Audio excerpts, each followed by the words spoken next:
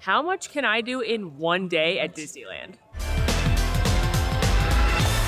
Hello, man fam, from the happiest place on earth. I am at the Disneyland parks today for a new challenge. Now, like many of you, when I go to the Disney parks, I have a list of all my favorites, the things I have to get done over my entire trip, and I'm gonna try and do all of them today. I have literally dozens of things on my list. These are favorite attractions that are only here in the Disneyland parks. These are attractions that I prefer to their Walt Disney World counterparts, favorite snacks, and some of those little special moments that I think Disneyland is special. We're gonna see how much of this list I can get done while having the ultimate day at the happiest place on earth, so let's get to it.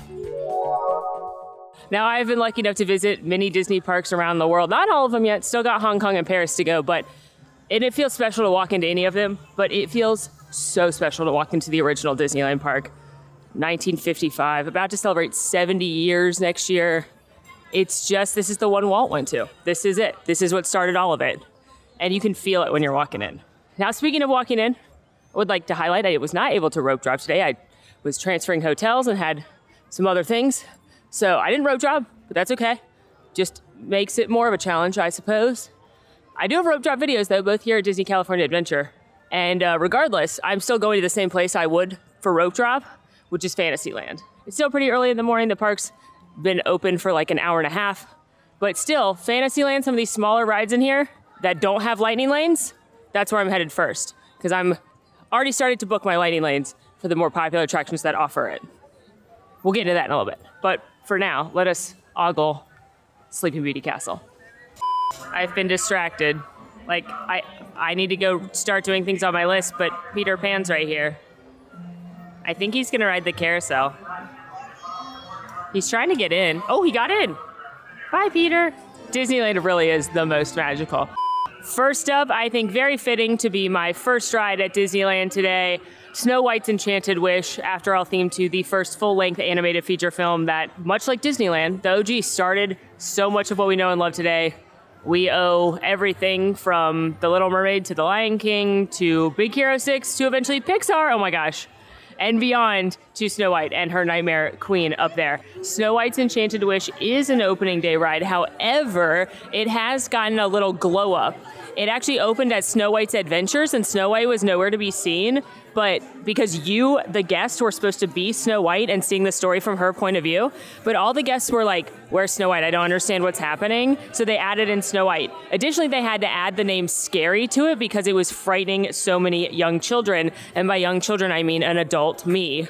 Then, when it reopened after COVID, it reopened as Snow White's Enchanted Wish, and it still got the original figures, it still got the old school charm, it's still a nightmare, but they added a few touches of technology to plus it up a little bit, and I absolutely love it. Look at Snow White's, like, her work maiden outfit.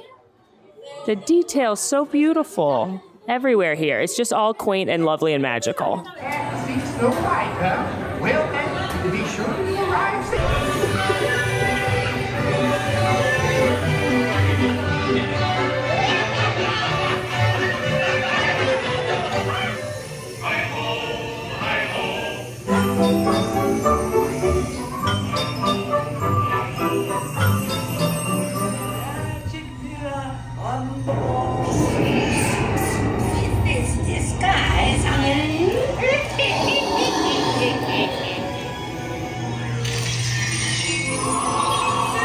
That ride, still a nightmare, but it warms my heart. I just love it so much. I love that they use original animation in like the witch scene and the end scenes. It's just nostalgic. And while Snow White's never been my favorite movie, I have to appreciate it for what it did for the Walt Disney Company. And what a great place to start. Now we're gonna go from one nightmare to the next. Actually, all of Fantasyland's kind of a nightmare because Pinocchio's right next door and only is a 10-minute wait.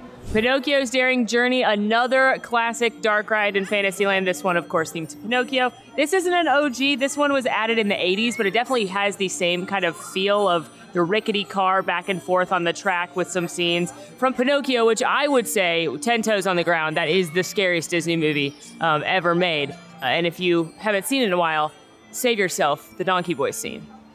Now the band from Supercalifragilisticexpialidocious, plus Mary Poppins and Bert. Oh my God, Bert waved at me. Oh my God. And Peter Pan are all on the carousel. And Mary Poppins is riding the horse dedicated to Julie Andrews named Jingles. And people want to know why Disneyland's my favorite park.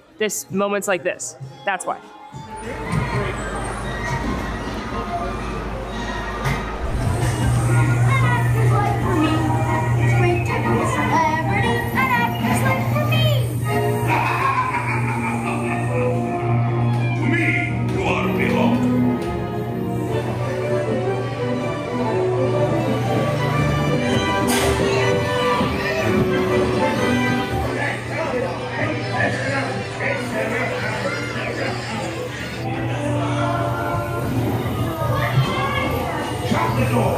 in a long time. Let me a donkey. Let me out of here, please, please. Quick! Pinocchio! Pinocchio's home!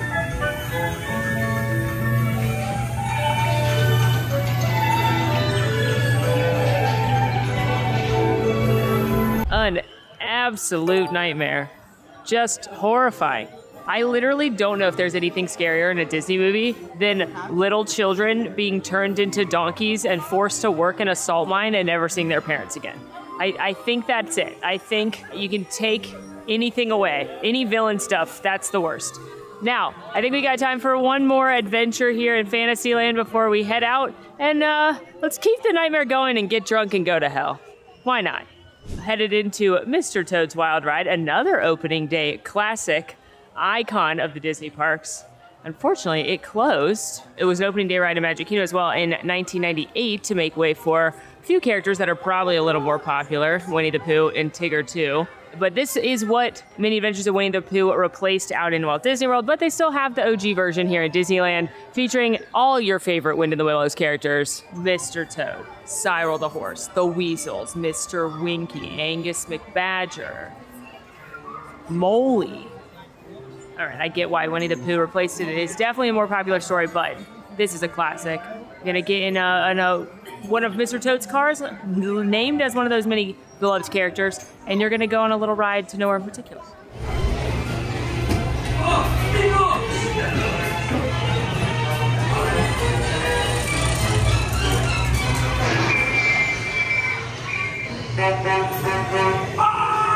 No.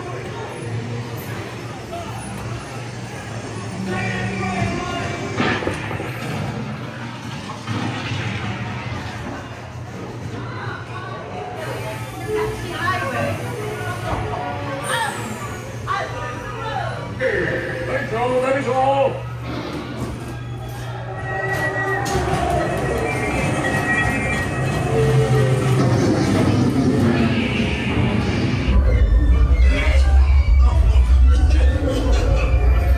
All right, well, that was lovely. I just, who doesn't want to have beers with Mr. Winky, crash your car, and end up in Florida? I mean, hell. All right, I think I'm tapping out of Fantasyland. I do have a few more things on my list here, but I also have lightning lanes to use and virtual queues to get called back for, and I need a snicky snack. We've cranked out 3 rides very, very quickly, so let's head to Frontierland actually next. But I'll be back, hopefully, in the evening time when it's less crowded. I still want to do the Storybook Land Canal Boats, Alice in Wonderland, the Sleeping Beauty Castle walkthrough, Matterhorn, so we'll be back to Fantasyland. Now, I do want to acknowledge a few things not on my list for today. Number 1, Peter Pan's Flight, a classic and icon, but always has a very long line. That's a bi-coastal thing, and it's very similar to the one in Florida. I do like this one a little bit better because I like the scene when you fly over Neverland, but if things are exactly the same or very, very similar to their Florida counterpart, it's not something I prioritize personally coming to Disneyland. Additionally, there are several things I love that are under refurbishment or not operating right now. Things like It's a Small World. I think their version's better, and it's the OG Mary Blair with the beautiful facade. That would have definitely been on my list if it was open right now. Jungle Cruise. I don't know that would have made my list because it is very similar, and I actually think ours is better in Magic Kingdom, which is rare. But Jungle Cruise is closed for refurbishment right now. The train is closed for refurbishment right now, which would have definitely been on my list, is particularly the Tomorrowland to Main Street leg, where you get to go through the dinosaurs that were used at the 64-65 World's Fair. Great Moments with Mr. Lincoln is closed right now, also from the 1964-65 New York World's Fair.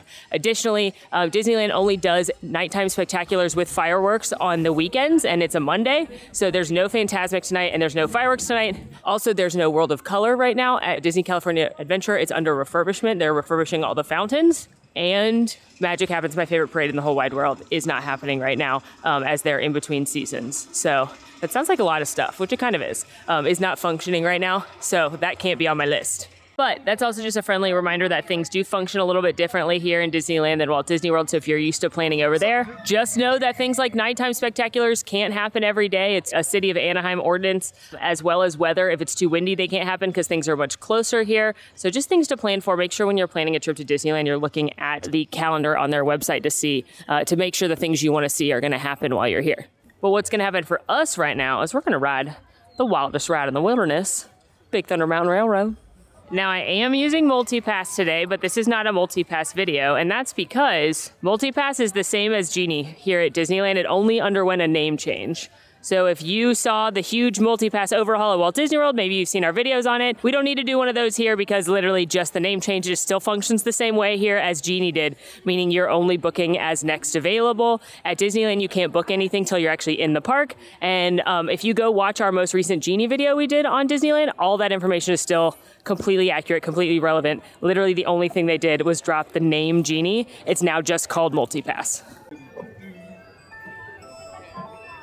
Thank you. Big Thunder Mountain Railroad, a classic, an icon, 40-inch height requirement, and it's your runaway train coaster, the wildest ride in the wilderness. And I like this version better, sorry, to Magic Kingdom, because of two main reasons. One, the final scene, the explosion scene, they actually have added some enhancements here to make it feel like it's exploding all around you. And two, and certainly most importantly, Dynamite Goat.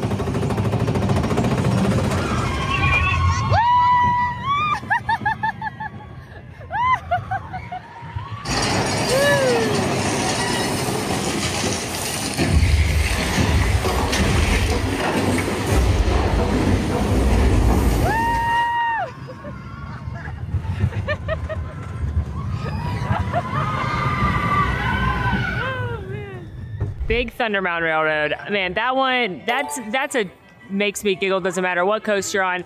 I just love that attraction. It's a classic. And it's, I mean, Dynamite Goat, it's the best. Now I did stop at a drink cart to get a Topo Chico, which is a sparkling water with a twist of lime. This one is. And this wasn't on my list, but it literally is one of my favorite things about Disneyland is the fact that they have this at mini beverage carts, because I love sparkling water. Something that is on my list though right here on our way to our next attraction is to admire the Roasty Toasties. Now, I've talked about these before, but they're one of my favorite weird things about Disneyland, and that's at several of the popcorn carts, they've got these little guys called Roasty Toasties that are making your popcorn. And they're themed to where you are. So, like, we're in Frontierland right now, the Roasty Toasty is little Daniel Boone. So throughout the day, I'm gonna look at Roasty Toasties, because they are just one of my favorite things. But for now, we're headed to a spooky mansion on the hill, because I just got called back for my Holiday Haunted Mansion virtual queue.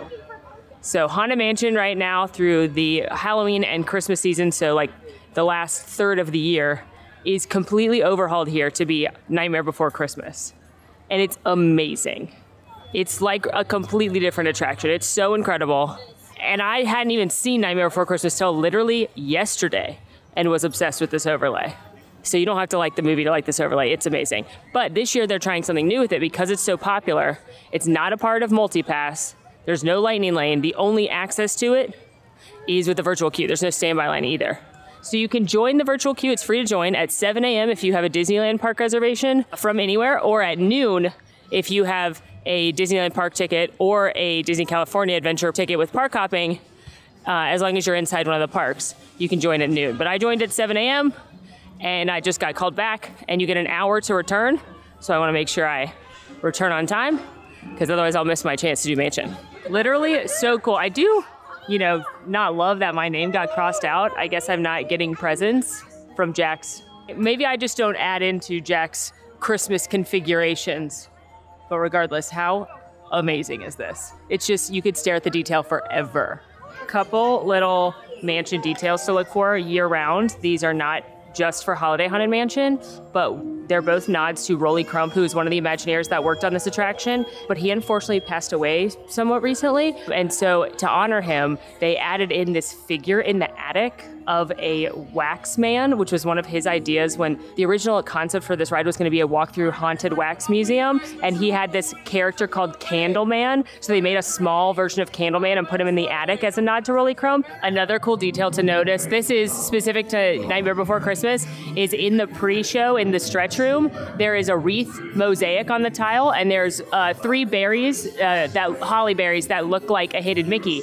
And when the poem says not a creature was stirring, not even a mouse, they light up very subtly. But it's I don't always agree with hidden Mickeys, but that one is clearly very intentional. It's time for our holiday tale to begin.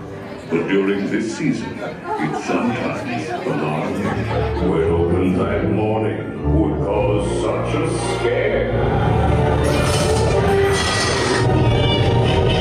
Another nod to Rolly Crumps right here in this little entranceway. This was a somewhat recent addition to the mansion. This woman's name right here is April to December, and she goes from a lovely young lady to very ghoulish over the year. But over here in the corner is this cat with one red blinking eye. Rolly Crump, in his initial iterations of the mansion, thought that there could be a couple of different character, like narrator host types besides the ghost host, like an animal's guide almost. And one was a one-eyed cat, which is illustrated here. And one was a raven that would take you through the mansion. They ended up cutting both, but the raven has been inside the ride forever, but they just added the cat recently here in Disneyland. Adorned and deranged. And what do your wandering eyes discern?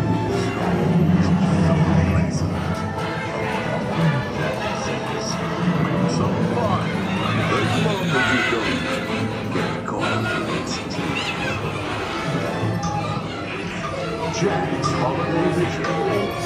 An answer with a truth that is sure.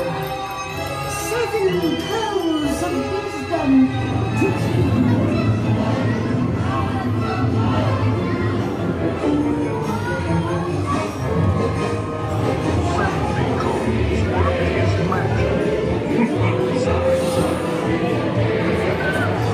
Look at all the happy faces. Season's greetings, everyone.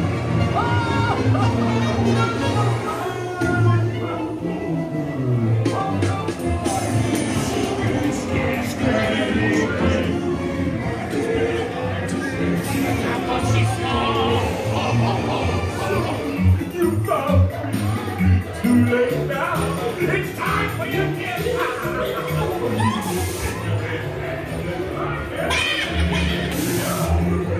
Holiday Haunted Mansion is so amazing. It's just unbelievable that they take this beloved, classic, iconic attraction and turn it into what feels like an entirely different ride. It is so amazing.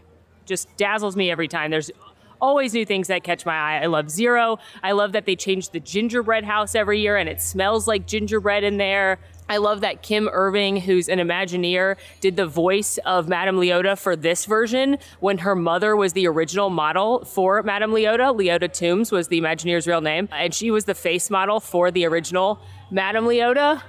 So that is amazing. I love that Oogie Boogie gives you a present at the end, and if he gives you the mystery box, then Lock, Shock, and Barrel pop up and surprise you. It's just so incredible.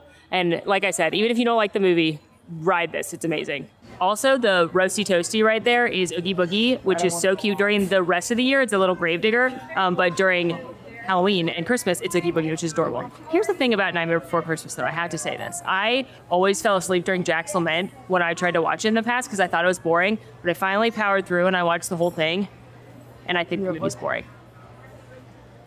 Sorry. I think it's amazing as a piece of art. I think the stop motion is incredible. All that modeling and practical sets and moving, like there's like 400 Jack heads at every different. I think that's amazing. I think the music's great, but I think the plot's a little boring, and I'm sorry I said that. Don't come for me. But also, we need a snack, and we're in New Orleans Square, so I think you know where we're going. Of course, I had to make a stop at the Mint Julep Bar in New Orleans Square to get the famous mint julep and my truest love, Mickey Beignets. I even have a Mickey Beignets bracelet on right now. That's how serious I am. Mickey Beignets, a classic, an icon, a must-have, and Breakfast of Champions, if I say so myself.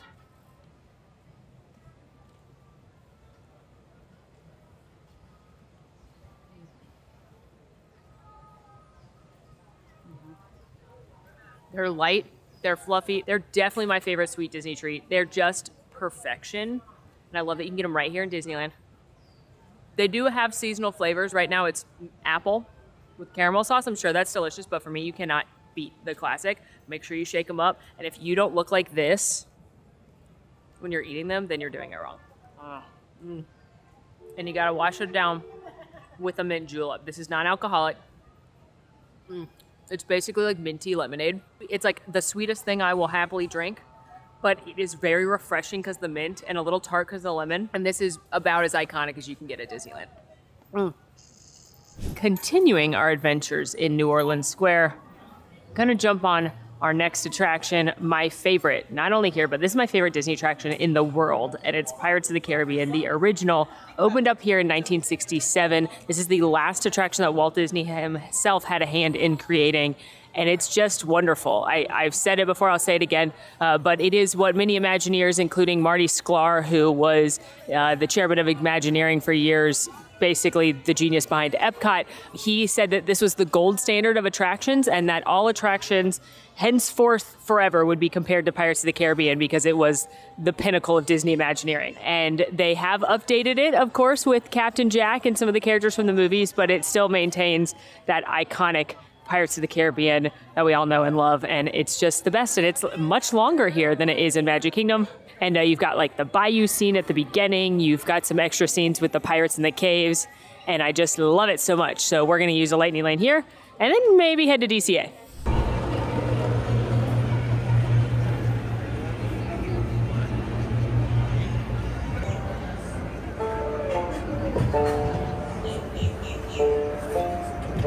Davy Jones waiting for them.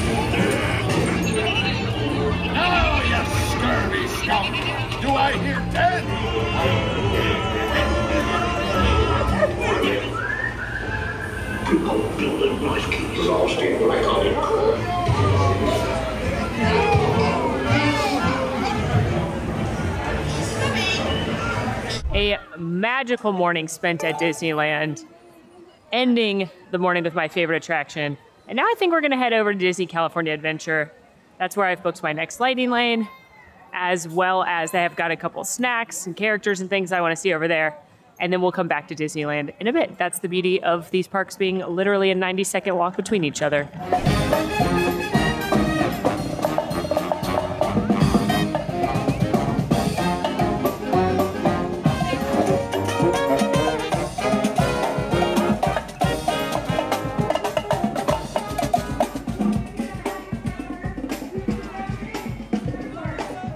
And then the most magical thing happened. As I was walking out, it just so happened to be the exact same time the Main Street Philharmonic was walking out, led by Mickey and Minnie and followed by all the other characters in their Halloween costumes, which are so cute. And they were playing music from my favorite Disney movie, The Lion King. And it's like, magic moments. That is what Disneyland is all about.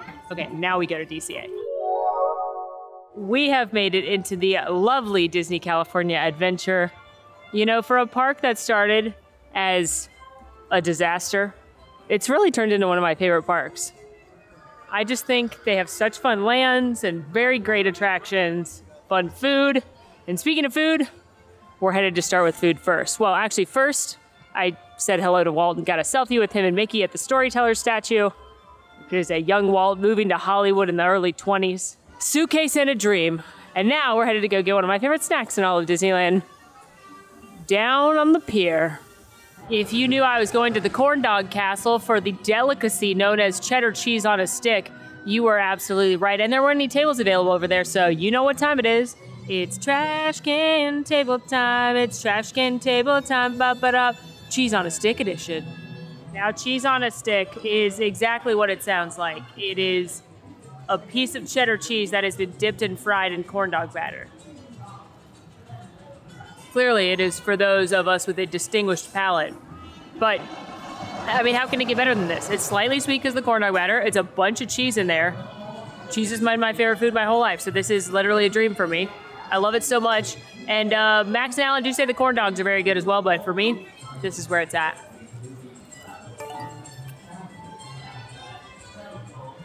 I've now made it into Pixar Pier, which is this very fun, re-themed area. Originally, this when it opened was Paradise Pier, and it was just kind of a 20s boardwalk style, but they re-themed it several years ago at this point to be Pixar, and I love it. And on my list today was to at least see, if not meet, a rare character or a character we don't have at Walt Disney World, because one thing they do really well at Disneyland is have very fun characters, not just at special events, but throughout the day. And they have some of the Pixar Fest characters still here that I met earlier this year, like Alberto and Luca from Luca. Also at Pixar Fest, I met the characters from Onward, Ember and Wade. They were at Oogie Boogie. But there's a new Pixar character they brought out recently that I've literally never even seen, and I just found out he'll be here in 5 minutes. Hello. Hi, Anger. How are you? Angry, probably, I assume. Well, you look great. I hope that helps. What a cool character. I mean, I kind of wish they brought Discuss, because she's my favorite of all the emotions, but like, so cool. And what perfect timing, because he doesn't have set times in the app. It just said like 9 to 2. And I just happened to ask the cast member standing right there if he was coming out soon. She's like, yeah, he'll be here any minute. The line's right there. And I was second in line. Amazing. Amazing. And now, I think a roller coaster. I think we need another little thrill. It's gonna be a super time, because we're gonna do the Incredicoaster now, which is the only ride in either park that goes upside down. It is a 48-inch height requirement, and as the name may suggest, it's a roller coaster that has been rethemed to the Incredibles. All of the family is trying to catch Jack as he's taken off and is terrorizing the boardwalk, so they are going to do their best to find them, and I think this is a really fun retheme with the way they use the tunnels to tell the story. It's very, very popular, as you can imagine. In fact, it has a 75-minute wait right now, which is very, very long, so I'm glad to have used a lightning lane here. 5, 4, 3, 2, 1, go!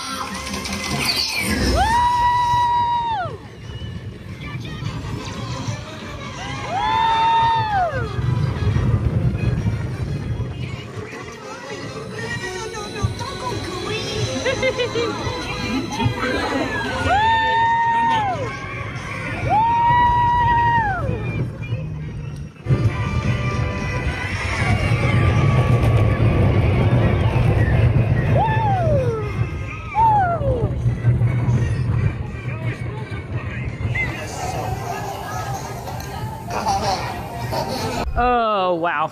That one is so fun. If you're a coaster fan, you gotta do it. I especially love that when you see Jack's cookie num-nums in the ride, you could smell them. So make sure you have your nostrils open and ready. And I'd say that was a super time.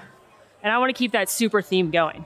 Made it into Avengers Campus. And first and foremost, headed to my favorite ride in this park, which is Guardians of the Galaxy Mission Breakout. This used to be Tower of Terror, but it was redone to be Guardians of the Galaxy, and then Avengers Campus opened in 2020, expanding the area. Mission Breakout has a 40-inch height requirement, and you are headed to the Collector's Collection and Display to see his newest addition, which is the actual Guardians of the Galaxy. He has them on display here, he has them trapped, but you know that's not gonna work out for them, especially not Rocket, who is gonna recruit you to help him break out the rest of the Guardians. Now what I love about this ride, besides the adorable Rocket animatronic, the thrill and fun, plus all the Marvel Easter eggs, is that much like Guardians of the Galaxy Cosmic Rewind in Walt Disney World, you never know what song you're gonna get, and I'm always crossing my fingers for the Jackson 5. This ride is unsurprisingly very, very popular. Definitely a good choice for a lightning lane, which I'm using here. And as a little fun Easter egg, in that top crate that's blue, that's a Figment doll. A fun little Easter egg. The Collector's canonically a Disney adult. It's done!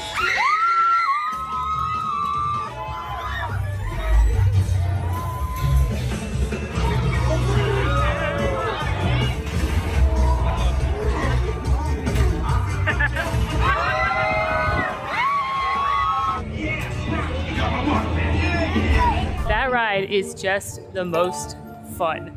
Now, I didn't get Jackson 5, but that's okay, because I had a nice time. And the real Jackson 5 is the memories you make along the way.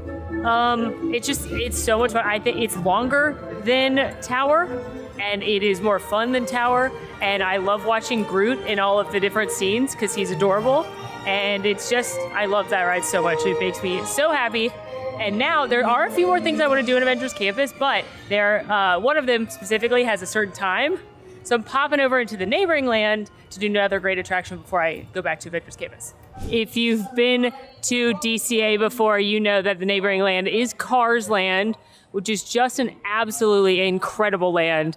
So much detail, so adorable, especially at night when it's all lit up. I often joke that it's the Avatar of the West because Disney has managed to take a franchise that I care literally none about and make it into one of the best, most immersive lands that they've ever built.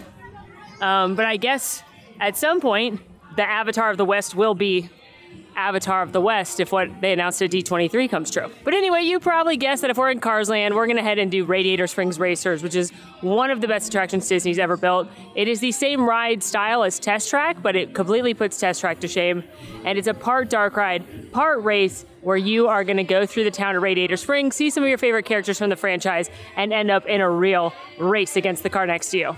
Now note that Radiator Springs Racers has a 40-inch height requirement, and it is incredibly popular. It is right now a 65-minute wait. It does have a single rider queue, and it's also a fancy ride. Fancy rides do function a little bit differently out here than they did with Genie Plus, or they currently do in Walt Disney World. They are also next available. So you're not selecting a time, you can't modify the time, it's just whatever's next available. But generally I find that you can get it pretty soon to when you actually want to ride it. So I just wait until I have a gap in my schedule and then book it. If it's super, super busy, you'll want to book it as soon as you get into the park. The fancy rides are either Radiator Springs Racers here or Rise the Resistance over in Disneyland, but it's normally next available, and normally you can book it pretty close to when you actually want to just go jump on it.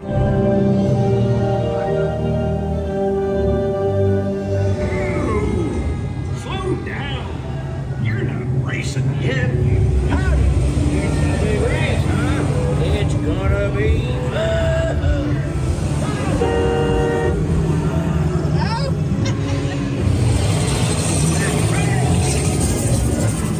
Probably just a bad smart one, you mean?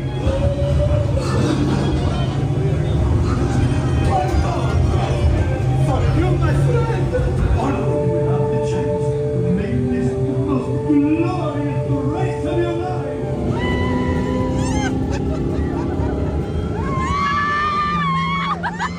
Go, go, go! Yeah!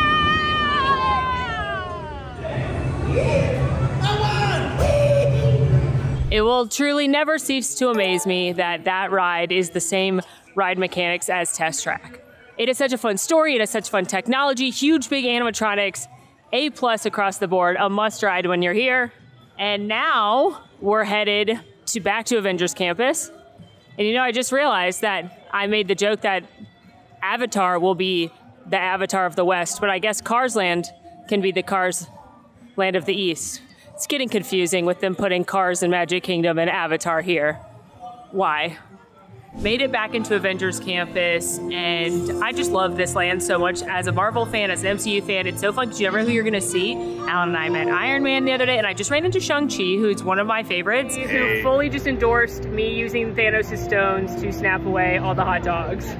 Hot dogs? No, that's my after karaoke late night snack. You cannot snap those away.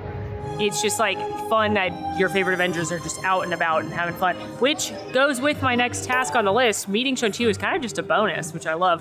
One of my favorite things to do in this park is to get a beer from Pim's tasting lab right here and just people watch and enjoy the ambiance, because you may see one of the little mini shows that happens up by the Quinjet. You may see the Dora Milaje. You may just, want to watch other guests, which is one of the best things about being in a Disney park. But we're gonna two birds it right now and take this brewski over to one of my favorite things to watch in this land, and maybe in any Disney park, because it's incredible. Also incredible though, the magic beer taps. By the way, this is the Cali Squeeze. It's a blood orange Hefeweizen beer. It is so good. I feel like I've been sleeping on this beer for some reason. It's very light. I think I thought it'd be heavier than it is, but it's very light and crisp, but it's got a strong orange flavor. That's phenomenal. But I love drinking beer, period. That's the end of the sentence. No, the end of the sentence is that in this park in particular, because Disney California Adventure is the largest distributor of California craft beer. So all of the different bar locations, whether it be here in Avengers Campus, over in San Francisco at their cerveceria, whether it be down on the boardwalk, they do sometimes have kind of classic beers like Bud Light or Coors Light, but they mostly rotate craft beer from around California, and you can get incredible beers, and I love trying new things. And I can see who are headed to go watch right now, Spider-Man. Looking good, Spider-Man. Oh, hey, Sharon. Shall we conduct an altitude test? Yeah, guess I should do some work. Always good to have the data.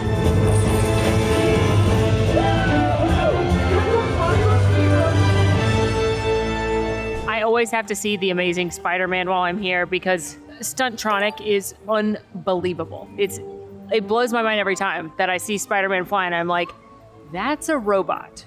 It's incredible.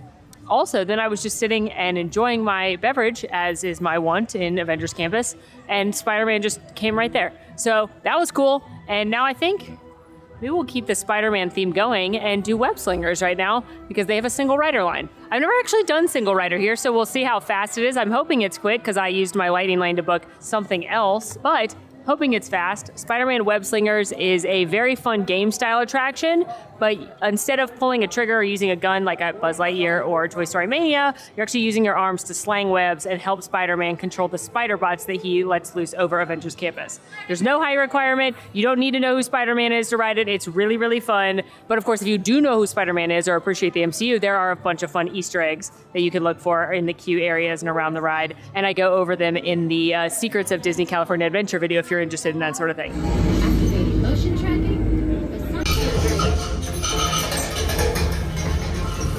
Little help here! Guys, I'm glad to see you guys.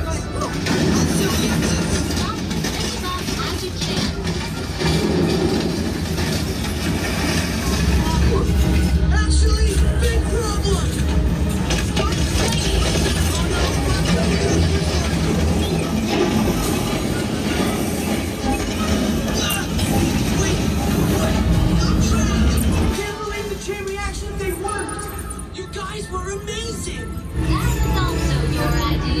Web Slingers was on in like 4 minutes, not counting the pre-show. So that was awesome. Obviously, it's more fun to ride with your friends and family and compete against one another.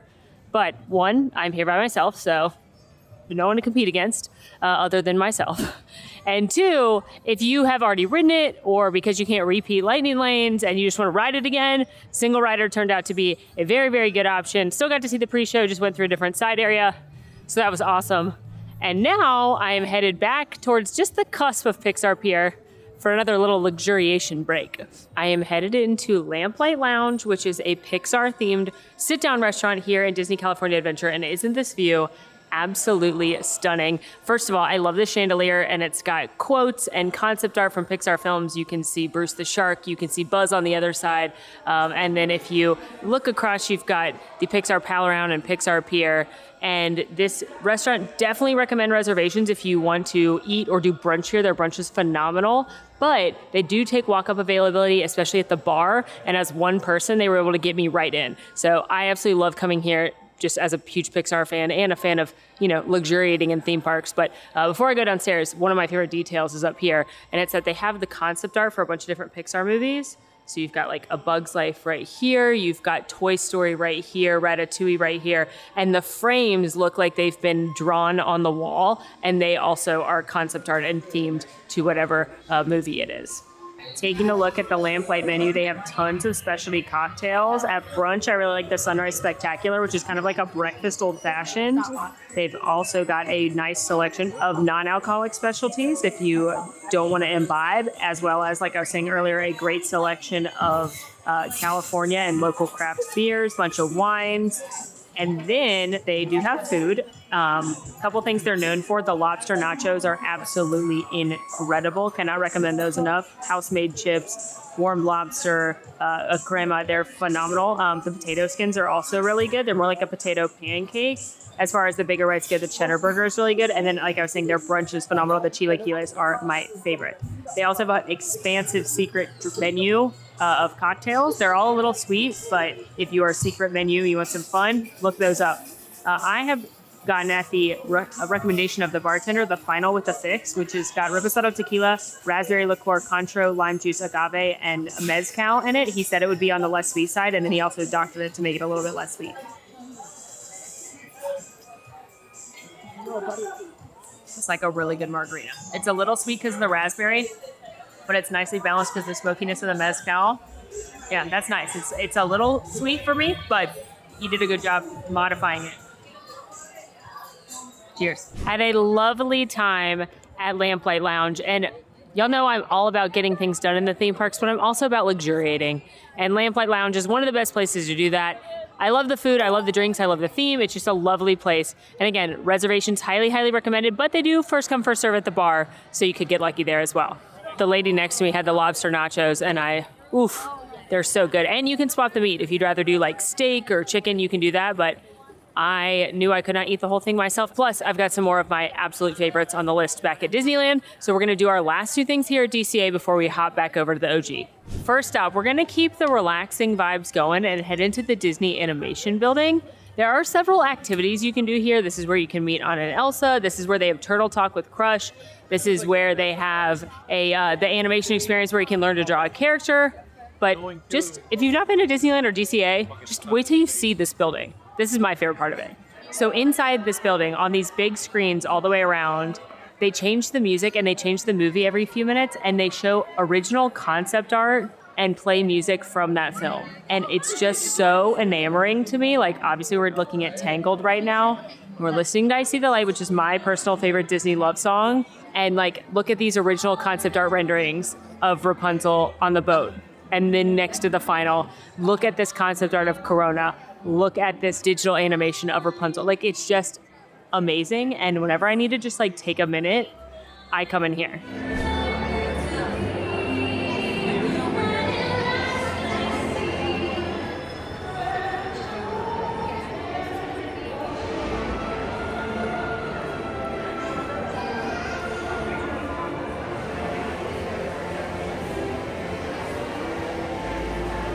Double the hyena, double the fun.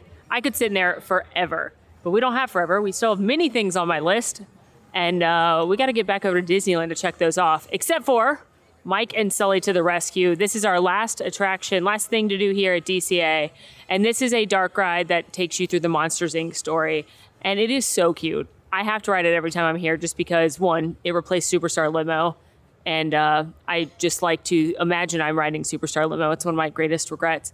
And two, it's just a cute dark ride. I'm a big fan of any classic style Disney dark ride that takes you through a story, and Monsters, Inc. is one of the best. So here we go. Welcome you. While you're in town, be sure to... Pretty breach for the first time in monster history. We can neither confirm nor deny the presence of a human child here tonight. My thoughts were not my own. My poop is so sweet, and I'm like, I don't understand.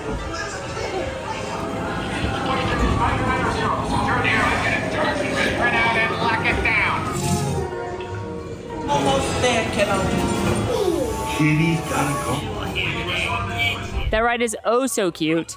And now we are headed out of DCA, out of Disney California Adventure, to head back over to Disneyland, because I've got several more rides there, a couple more snacks, lots more fun to be had. And I don't want to speak too soon, but I may check off everything off my list, which would be wild. Back in Disneyland on Main Street USA, and taking it a little bit slower now, because one of my favorite things about Disneyland is just being in Disneyland. Specifically on Main Street, knowing that this is where Walt Disney walked. This is the only park you can say that about. And there's so much history, so many details, and one of my favorite things about being in Disneyland is literally just walking down the street and seeing what I can notice and enjoying the vibes and the music. In fact, a little behind the scenes is that for the last 2 days, Alan and I were here. We weren't filming anything, but we were just slowly walking around. I'm doing a couple secrets videos that'll come out after this one. And we were just slowly walking around and looking for all the secrets and finding whatever we could. And it's just part of the magic of Disneyland. So without a doubt, one thing on my list every time I come to Disneyland is to try and notice something new or just take in the vibes and the Easter eggs and the details. And there's no better place to do that than Main Street USA, because if you're a Disney fan, you know there's no better way to honor a Disney legend than by giving them a window on Main Street USA.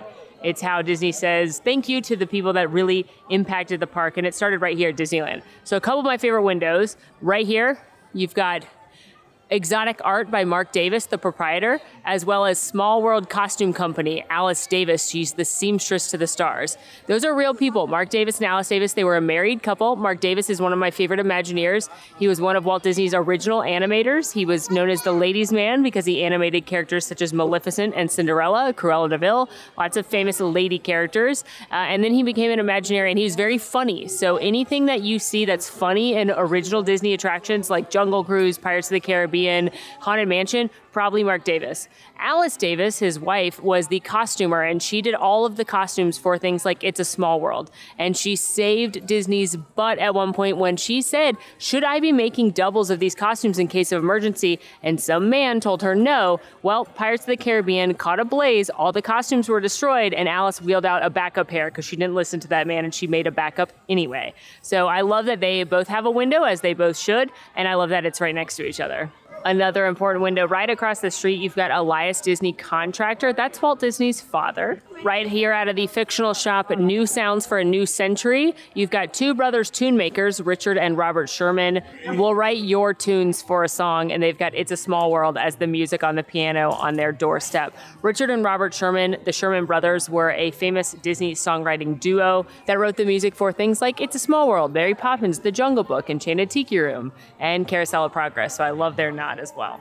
Also, this is just a seasonal thing, but I love that all the pumpkins fit in with whatever building they're outside of. Like, I love this little pumpkin blowing the trumpet right here for the music store. And then one more, because I could go on forever, and I don't give away too much from our other secrets videos, but here you've got the Disneyland Casting Agency with Walter Elias Disney being the founder and director. Of course, that's Walt Disney. But I just noticed this and read it the other day, but it's all of the different casting roles that they are currently casting for here at Disneyland. And all of them have different nods to different attractions and places around the Disneyland park.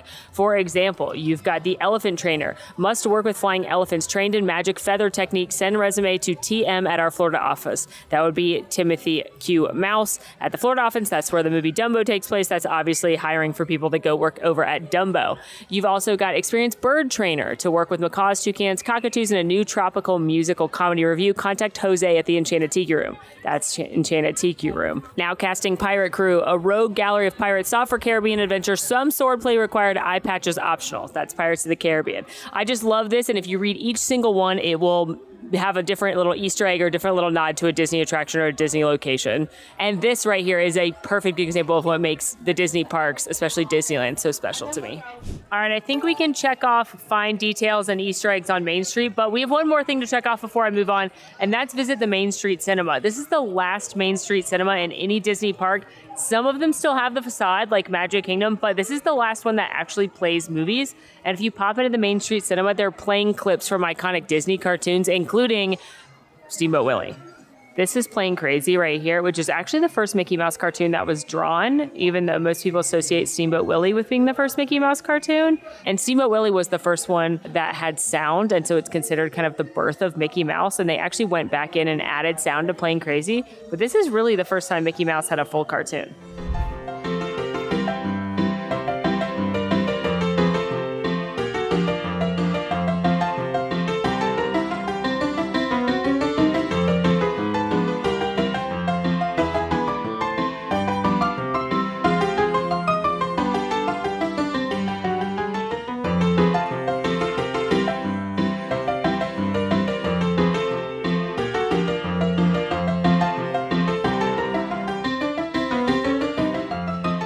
It does not get more Disneyland than watching original Mickey cartoons on Main Street USA. We're not going too far either for our next stop. Another snack is on the way, and we're headed to Jolly Holiday Bakery. That is the little cafe bakery on the end of Main Street right here on the left-hand side. They're known for their delicious grilled cheese and tomato soup, as well as their wonderful bakery case, plus the fact that you can sit out in the almost always perfect California weather right on Main Street and enjoy the ambiance. Yeah, it's one of my favorite things for sure. And did I even mention that it's Mary Poppins themed to make it somehow better? Jolly Holiday is super, super popular, as are their desserts. So if there's a dessert you want, Mo will order it soon so they can have it like on reserve for you, because they will run out of things like the macarons for the rest of the day. So order them early, but I'm waiting to pick up my Mo order. Look how cute just the details are in here. You've got Mary Poppins on her carousel horse here. And you've also got the little robin, like spoonful of sugar in this case. And then the waiter penguins right here. I love it. Yeah, this is pretty much perfect. I've got my food right here. I'm literally sitting right here with the Matterhorn in the background. Beautiful view of Main Street. The weather is perfect. Yes, please. All right, what I've picked up, there's so many good things. It's honestly so hard to choose from here, but I picked up the seasonal grilled cheese. While I do love the classic grilled cheese with tomato soup, I had to try the seasonal bulgogi toasted sandwich with corn cheese soup. It's bulgogi, so it's marinated beef with grilled onion, mozzarella, and a kimchi aioli on the sandwich, and then a corn cheese soup. And then this is their famous raspberry rose macaron. And it's got raspberries, fresh raspberries in there, and rose filling, and a raspberry cookie, and it's Mickey shaped, and it is literally so cute. A must. The other dessert here that's really, really phenomenal is the Matterhorn macaroon, which is the coconut dessert, and it's the coconut dessert shaped like the Matterhorn mountain. So that's also really fun, but you can't go wrong, honestly, with their dessert case. And then they do have a nice coffee selection, so I grabbed a nitro cold brew.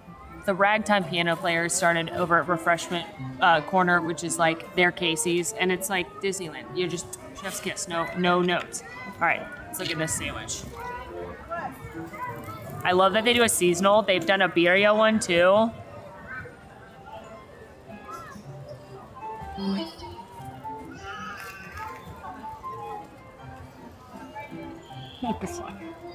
Little behind the scenes. I posted on Instagram that I was here today for like a little fun follow along. And then I was asking the Man Fam, you guys, what's your favorite thing about Disneyland? And sharing some of the things that we chose as favorites in common. And so many people just generically were like the food. Not your specific food, just the food, period. This is why. Everyone knows that if you've been to both, you know the food at Disneyland is so good. It's unbelievable. Like, this is kind of simple. It's just a beefed up grilled cheese with soup, but it is phenomenal. The cheesy soup definitely has a lot of flavor. It's definitely very cheesy, and you can taste that sweetness from the corn as well, but it's not too thick. It's not overpowering the sandwich, which has a nice, rich, meaty flavor, not overly salted. You get the salt from the kimchi, and then the bread is garlicky and toasted in perfection. Like, this is so delicious. It's infuriating how good it is. And now, this, oh no, sorry. An ear fell off, but we're not gonna hold that against it. The dessert.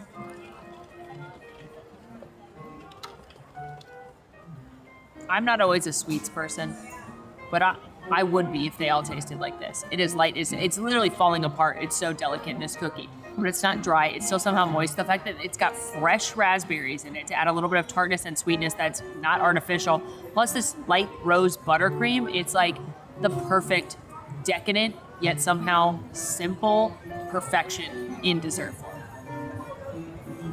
No notes on this whole restaurant. From theme to dessert, it's perfect.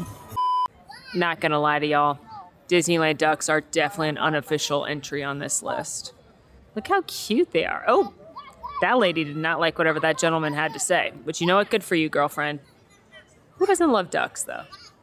For the second time today, I find myself walking across the Sleeping Beauty drawbridge and headed into Fantasyland because we do have a few more rides there. But before we do that, while we let my stomach settle after so much deliciousness at Jolly Holiday, we're gonna do one of my favorite, most underrated things in the park, which is the Sleeping Beauty walkthrough. If you're a Florida person or a Walt Disney World person, you'll probably be as delighted as I was to find out that most of the other castles in the world have an attraction inside the castle, not just a restaurant. If you know at Magic Kingdom, you know that Cinderella's Royal Table is inside, which is a character dining restaurant. But all the other castles I've been to, here, Shanghai, and Tokyo, and I know Paris has one too, I just haven't been yet. I don't know what it has in Hong Kong. I'll have to figure that out before we go. But anyway, all of those have some kind of walkthrough experience featuring a princess or princesses, and it's just so wonderful. And the level of tech definitely varies. The one in Shanghai, as the newest park, is unsurprisingly more technologically advanced than this one, but it's just this sweet little walkthrough, and I love it. I do it every time I'm here because it's just so wonderful and so Disneyland to me. It's just these beautiful set pieces and dioramas, and you're hearing the music, and it's just like this little walkthrough. It's to some people probably nothing, but I love it.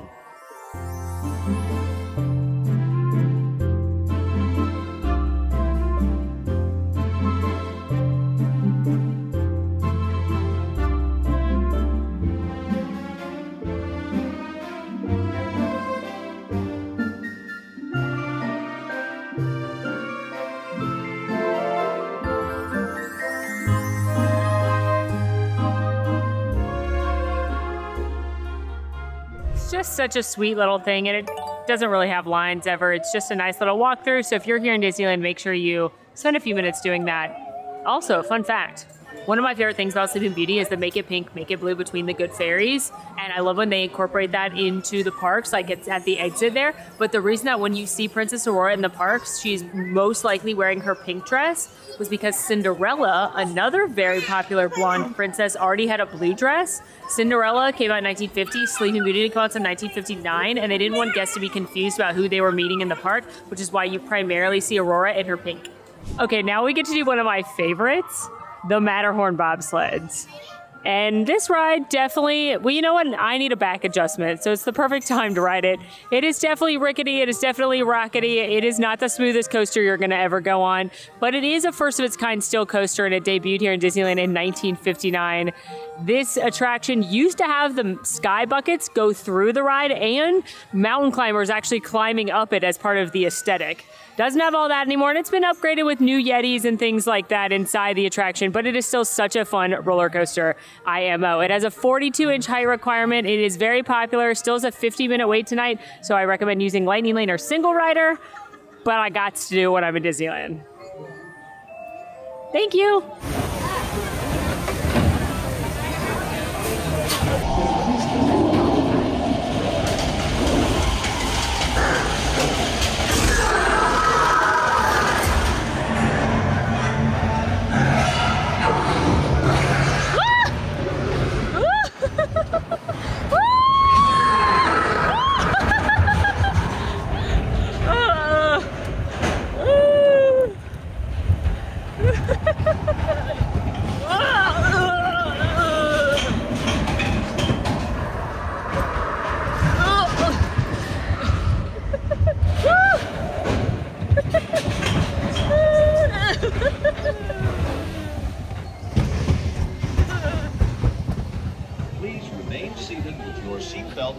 I mean, if you don't get off the Matterhorn feeling like you've just like been thrown about and probably need to see a chiropractor, or you just had a chiropractic adjustment, like, did you even ride the Matterhorn? I love it. I love it so much. It makes me laugh. It makes me giggle. It's wonderful. Taking just a brief moment to ogle the original It's a Small World facade done by Mary Blair. It's closed right now because they're decorating it for the holiday season. If you've not been here at Christmas, it's like the holidays threw up and It's a Small World. It's amazing. There's tinsel and lights everywhere. It's so beautiful. But we're moving past that way and headed into a land that no longer exists at the Magic Kingdom. We're headed to Toontown. Mickey's Toontown here at Disneyland is home to a couple of rides, including Mickey and Minnie's Runaway Railway. It's held here, and I do think that while the ride is basically the same as the one in Hollywood Studios, the queue and the location is better here because it's full of tons of Easter eggs, and I love that. But I don't really prioritize riding the ride here just because it's the same ride as we have in Hollywood. They've also got Roger Rabbit's Cartoon Spin, which is a Roger Rabbit themed attraction. It's fun, it's cute, it's different, we don't have it, but it's not what I prioritize. What I do prioritize when I come to Disneyland, though, is going to Mickey and Minnie's houses. Just because when I was a kid, I loved going to Mickey and Minnie's houses. I loved meeting Mickey and Minnie in their houses. And it literally makes me feel like a child when I get to come here and go to Toontown and step inside one of, if not both of their houses. So that's what we're gonna do now. All right, well, Minnie's got quite the line. She's quite the popular mouse. So we're gonna head into Mickey's house. Look at the pictures he has with Walt. He's got all his favorites on the wall. Him and Minnie and him and Walt. There's so many good details and Easter eggs in these houses too. Like Mickey's bookshelf has books like Of Men and Mice and 2001 A Mouse Odyssey. Here's The Wonder Ears and My Fair Mouse. And then he's got a ship in a bottle right here, but it's actually the boat from Steamboat Willie. Cheese and Peace, Moby Duck, hilarious. Hilarious. Plus, if you stand here long enough, you can hear some of Mickey's messages he's getting from other people, including Minnie and Goofy and other characters. I am Mickey Mouse here. Well, not here exactly. I'm in my movie barn right now, and I'll be there all day. Lots of filming to be done, you know. I sure hope you'll come visit me on the set. Hope to see you there. My favorite detail might be this picture of a young Walt Disney with an old school Mickey, and then they actually have the old school Mickey and Minnie plushes right next to it. Tour Mickey's house, check. I didn't meet Mickey. One, it wasn't on my list. I just wanted to see his house. But two, he had like a 30-minute wait to meet him, which, you know, that's not that long to meet the Big Cheese, but, you know, I have met Mickey Mouse before. What I do love about the Toontown Mickey meet and greet, though, is that you're not sure what outfit he's going to be in. He could be in his classic outfit. He could be in his Steamboat Willie outfit. He could be in his sorcerer outfit. And that's a really fun twist on a Mickey meet and greet. But I did not have 30 extra minutes because we still have some heavy hitter attractions and a few more snacks and things to do. So I got to make sure I check everything on my list. Took a little detour, even though there are several things left on the Fantasyland list, because a Lightning Lane I booked a long time ago. It is time. So we're finding ourselves back in Adventureland to do Indiana Jones Adventure. Indiana Jones Adventure opened in the mid-90s, and it is still one of the most popular rides in all of the park. Maybe the most popular ride in the entire park. It has a 46-inch height requirement, and it is the same ride system as Dinosaur at Animal Kingdom. Well, for as long as we have Dinosaur. But instead it is themed to Indiana Jones. You are headed on an all-new adventure with him into the Temple of the Forbidden Eye. Just don't look directly into the eye. Otherwise, bad things will happen, but I'm sure none of us will do that, right? Before we tap in, though, I do have to say hi to Patrick Bagora, which is also on my list. He's the leprechaun that lives in this tree. You can see his little house right there. He even has a pumpkin out for Halloween. How festive. And he is from a golden book that was released a little bit before Disneyland called The Little Man of Disneyland. And it's an adventure with Donald and some of your favorite characters as they meet Patrick Bagora, which was a marketing tactic for the park, but they actually built his house right here in Adventureland, which is very cute. Ooh, it is spooky in here, and I'm like the only one in here.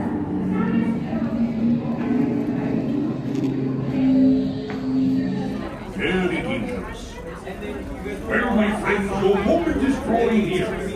May be needing a little adjustment, but easy on the curve.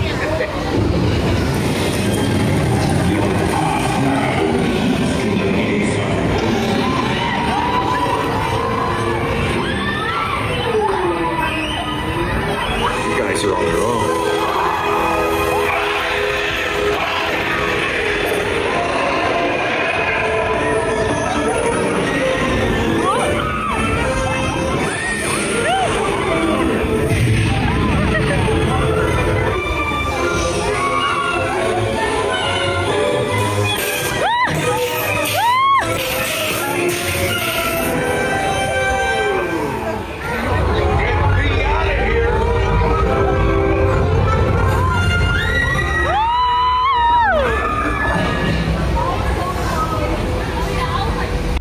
Is seriously, it's so good. You've got the music. They've done a refresh over the last couple years, so it looks newer than it actually is because, again, it's been around since the mid-90s.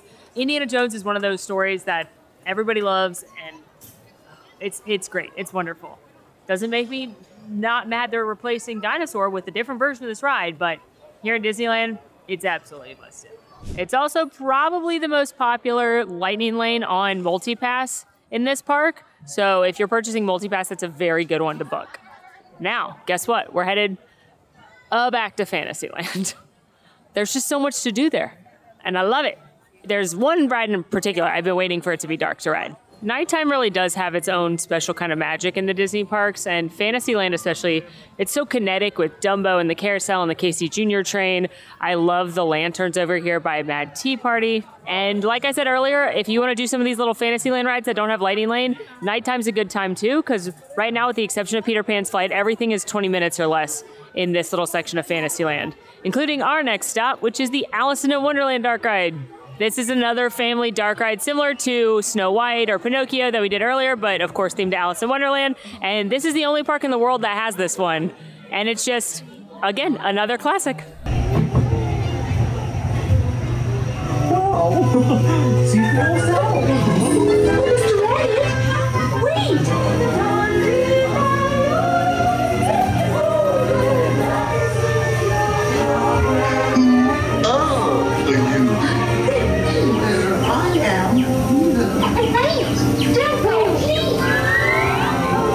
This way.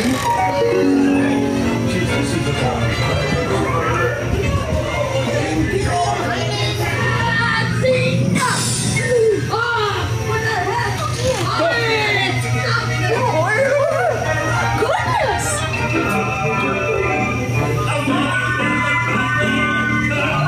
cutie patootie ride. And that wasn't the one I was most excited to ride at night, but it was a bonus because I liked the outdoor portion of that ride, looking down over the lit up teacups and the Matterhorn. But the ride I was most excited to do at night is right here. This is the Storybook Land canal boats, and it's another very cute Disneyland thing where you're gonna board these little boats and then head on the canal through miniature versions of iconic Disney locations like Toad Hall or Cinderella Castle or Agrabah.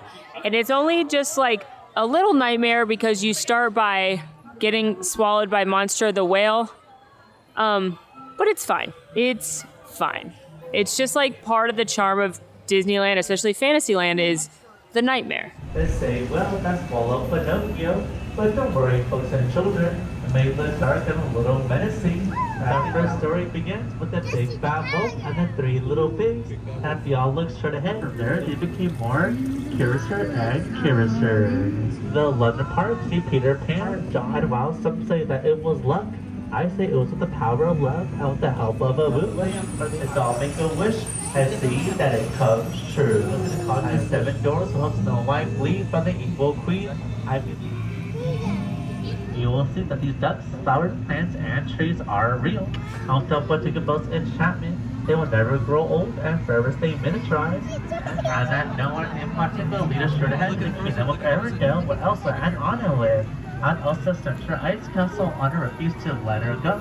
I'll guide to my left over my dirty Sally head, with her father King Triton and the 8th wonder of the world, the city of Atlantica. That ride just warms my heart. It's just so cute and quaint, and you go past the Color Patch Quilt flower garden, which is actually Walt Disney's favorite thing in Disneyland, and you get to see the Casey Jr. train driving around, and it's just like, again, another opening day Disneyland classic, which makes it on my must-do list. And I can't believe it's still functioning. The fact that everybody on the boat has to stay seated and then all stand together at the same time, or else you will flip the boat. That will only work here in Disneyland. It's hard to explain, like the guests in Disney World wouldn't listen. The guests here will listen, but like it's just such a Disneyland marvel to me. I have one more pit stop to make in Fantasyland, but we did almost all the rides in Fantasyland. So much of Fantasyland is on my favorite list, on my must-do list when I'm here. Dumbo's not, because it's the same. I like Casey Jr., the little train, but that kind of scratches the same inch as Storybook Land canals for me, and I like Storybook Land much better. Carousel's a carousel, although I do love one, but I just love this land.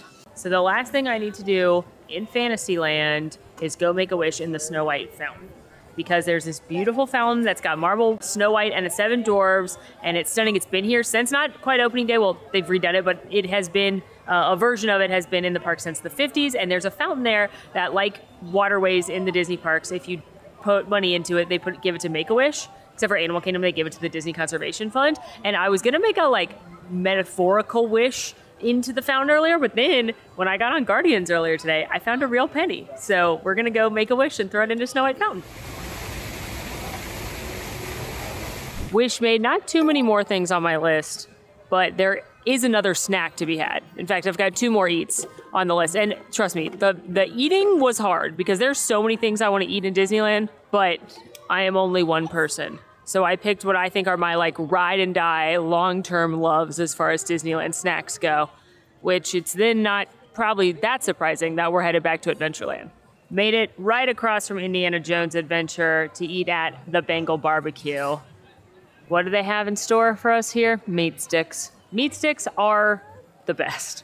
They are literally just grilled meat on a stick covered in a delicious sauce. They've also got a couple other unique options like bacon wrapped asparagus. They've got like a hummus platter. But yeah, basically it's just a quick service stand that grills meat and it's phenomenal. Here she is, my meat stick. This is the Banyan beef one. It's got a spicy sauce on it. There's also like a sweeter beef one, but this spicy sauce is so good. Ask for extra. You can do it in the app. And that's it. It's just meat on a stick. The end.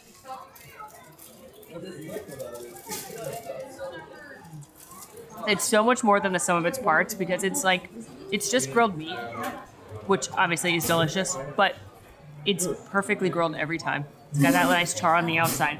The steak, not overly done. That spicy sauce actually has some kick to it, so beware if you're spicy first. But it's so good. It's so simple. And it's been one of my favorite Disneyland snacks since my first trip here. It is amazing. I also love the bacon wrapped asparagus, but It's perfection. The snack food here is next level.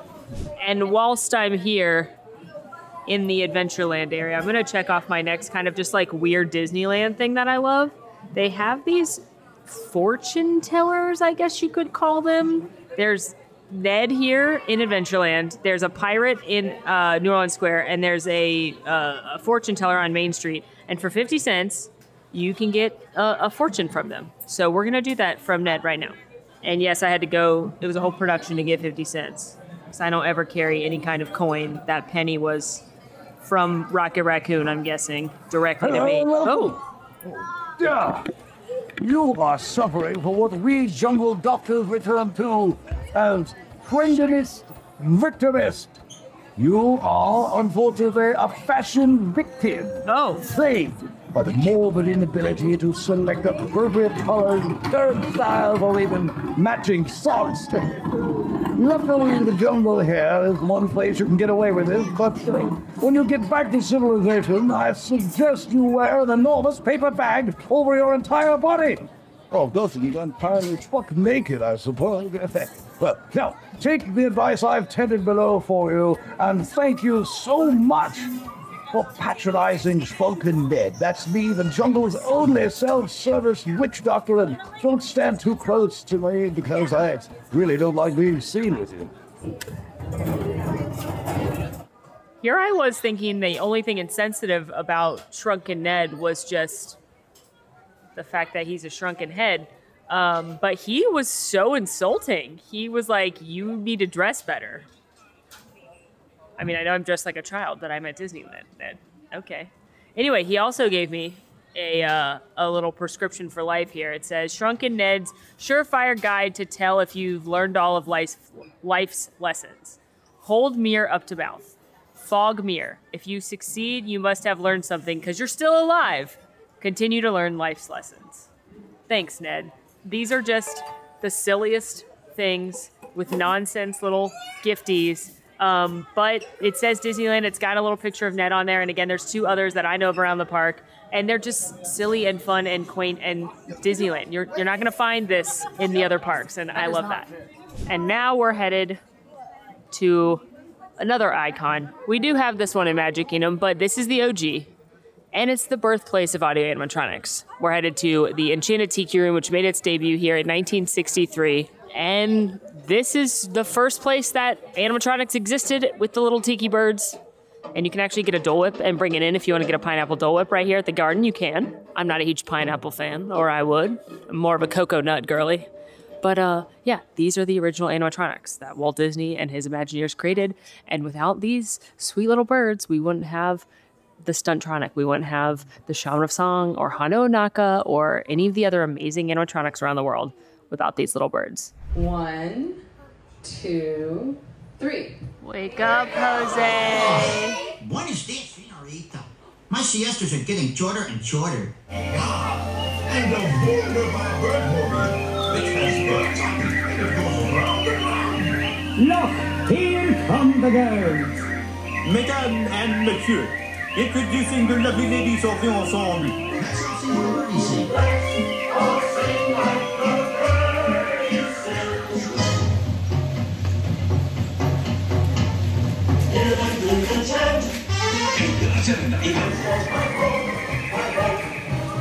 Especially with Great Moments with Mr. Lincoln being closed for reversing right now, that makes you like warms the soul. And I just think about Walt Disney and those OGs making those beautiful birds. And I especially think about Walt Disney being mad that they weren't breathing and them having to figure out how to put a chest plate in so they'd look like they were breathing. And Harriet Burns, one of the first Imagineers, first female Imagineer, had to figure out what material to put on it so that it would look like it's breathing. And she ended up using cashmere. And every time I see Enchanted Tiki Room, I look at them and I look at those chest plates breathing in and out because Walt Disney demanded perfection.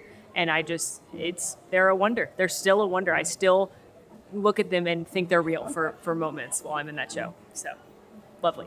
Just 2 things left on my list now. One more snack. We're gonna do a little pickup on the way for one more snack. And then perhaps the most important thing on the list of all. For our final treat, I've come into the Candy Palace on Main Street. And you might be like, Molly, you've got confectionery in Magic Kingdom. You got bakery cases in Walt Disney World. What are you doing? but there is one bakery case treat that they do not have in Walt Disney World, but they do have here, and I love it. Also, as a pro tip, mobile order here. Not a lot of people realize you can mobile order all the treats and avoid this very long line. Also, I always love checking at the front to see what they're making on stage, because you can actually see them make a lot of the treats, which is very fun. Here's the treat in question, the churro toffee. It is so sweet, but it's coated in the cinnamon sugar-ness that everyone loves about churros here. People love Disneyland churros, and I will admit they are 10 million times better than Walt Disney World churros. They've never been my favorite treat, but if you like churros, get them here because they're iconic and everyone loves them. But I love the churro toffee. It's a piece of handmade toffee in there, and then you got some churros going. It's so good. It's so sweet, like stick to your teeth. You can feel the cavity coming sweet. They sell it at both here at the Candy Palace and the Candy Case over in DCA, but it is a treat that you can't get in the Magic Kingdom or in Walt Disney World, and it is so, so yummy, and I love taking it home, and it'll take me a few days to eat this because it's so sweet, but it's to die for. And now, one last thing, the most important thing. The last thing we have to do on a day at Disneyland, say thank you and goodnight to Walt. After all, none of this would be possible without Walt Disney, and this is the only park in the whole wide world that Walt Disney ever stepped foot inside of. It was his dream. It was something that so many people told him would fail, but he believed in it in every sense of the word. He sold his own life insurance policy. He put everything he could into this park with the help of his brother Roy, who was figuring out where to get money to fund Walt's crazy dream that so many people said would fail. And obviously it didn't, because now there are 12 Disney parks worldwide, and within 2 months, 1 million people had walked into the gates here at Disneyland. Now, because Walt was here for so much of the time, he actually had an apartment here, and it was right here above the Disneyland fire station, just a little apartment furnished by his wife so that when he was visiting, he had somewhere to stay. And the apartment has stood the test of time. It is still decorated the same way it was by Lillian Disney. You can go up there on the Walt history tour that they do here. And whenever Walt was here, he would have a light on in the window. So that's how all the cast members working knew that Walt was here. And maybe their behavior would be a little bit better. But as a symbol of the fact that Walt Disney is always here, watching over us and watching over his park, they always leave the light on in the window. So every time I walk out of this park, I walk past this fire station right here, and I tell Walt, thank you, and good night. Well, friends, we did it. We checked off my entire list. I did over 35 different things in Disneyland today, including some of those bonus activities. Everything from classic opening day attractions to the latest and greatest in technology, from amazing snacks to some character experiences, and those cute little Disneyland things that are just so special to this park, like the Roasty Toasties. I hope you had fun following along. I had so much fun. This is truly one of my perfect days in Disneyland. I got to do so many things that I love, and I hope this was fun for you. Hopefully this is helpful to you if you're someone who's used to going to Walt Disney World. You could see what I, a Walt Disney Worlder, prioritize in Disneyland, and hopefully you learned a few little things that maybe you didn't know about as well. So stay tuned. We've got more Disneyland content coming, some more secrets and fun videos like that. But until next time, friends, make sure to rate, review, subscribe, follow us on social media, come hang out with the Man Fam in Discord. Until next time, I'm Molly, and it has been truly so magical.